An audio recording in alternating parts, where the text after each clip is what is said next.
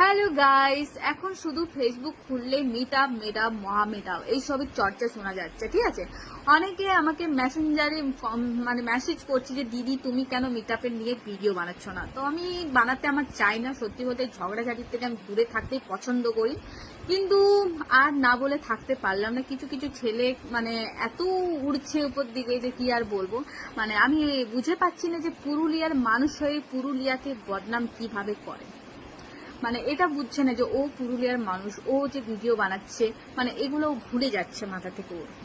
তো একটা পুরুলিয়ার মানুষ হয়ে যদি পুরুলিয়াকে বদনাম করে তো বাইরের মানুষ তো অবশ্যই করবে, আর সেখানে আমরা কিছু বলতেও পারবো না, কারণ বললেই তো বলে দেবে যে তোরাই তো নিজেদের জায়গায় নিজেরাই তো বদনাম করে বেড়াচ্ছিস।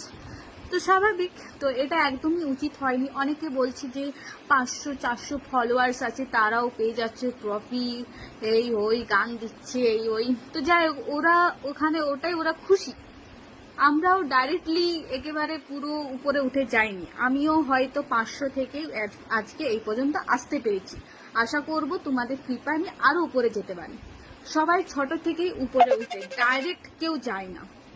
তো ওদেরকে আমি বলবো, তো এটা বলাটা একদমই ঠিক হয়নি। আরো একজন বলেছে যে ট্রফি ক্রিয়েটার স্পেলিং ভুল, অশিক্ষিত হচ্ছে, যেটাও বলা ঠিক হয়নি। যে কথাটা বলছে ও কি পারবে সবকিছু স্পেলিং বলতে?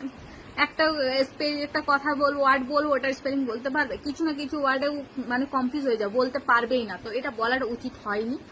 অশিক্ষিত কি শুধু পড়লে লিখলে কি শিক্ষিত হয়? তাছাড়া শিক্ষিত বোঝা যায় না? আমার তো মনে হয় ওই যে বলেছে সেই সব থেকে বেশি অশিক্ষিত। আরেকটা কথা বলি, এই আস্তিকদা নিয়ে সবাই অনেক খারাপ কিছু বলেছে, এই কিছু বলেছে, বাট আমার মনে হয় না আস্তিকদা খারাপ কিছু করেছে, খুব ভালো করেছে। একটা মানুষ প্রথমবার পুরুলিয়াতে মহামিট আপ করেছে, এটা একটা অনেক খুশির কথা। এটা একটা খুশি হওয়া দরকার যে পুরুলিয়া আজকে এই এত দূরে আসতে পারছে।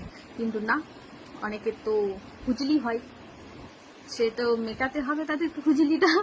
তো যাই হোক, ওরা তো করতে পারবে না, নিজেদের দম নেই। ওই জন্য আরো তো কেউ আরো ইন্টারেস্টিং কথা একটা তোমাদের বলি, আবার তো কেউ মিটআপে যে খেয়ে ট্রফি নিয়ে এসে পরে আরো বদনাম করছে। ভাই রে ভাই, কি করে সম্ভব? এটা তো শুনে আমি আরো অবাক হয়ে যাই। কি করে পারে মানুষ? ওখানে গেছে আর ওই আবার ওখানেকার চর্চা করছে, কি করে সম্ভব? তো যাই হোক, ওকে আর কি বলবো, ওকে তোমার কিছু বলারই নেই, যা ইচ্ছা করুক। ওর ভিডিও থেকে বোঝা যাচ্ছে ওর ক্যারেক্টার কেমন। যাই হোক, আমি আর কিছু বলতে চাই না ওর ব্যাপারে। গাইস, আরেকটা ইন্টারেস্টিং কথা, অনেকে বলছে যে 800-900টা ক্রিয়েটার আছে পুরুলিয়াতে, আমরা জানতামই না। তাহলে যে ভিডিওটা বানিয়েছে ও তো 800-900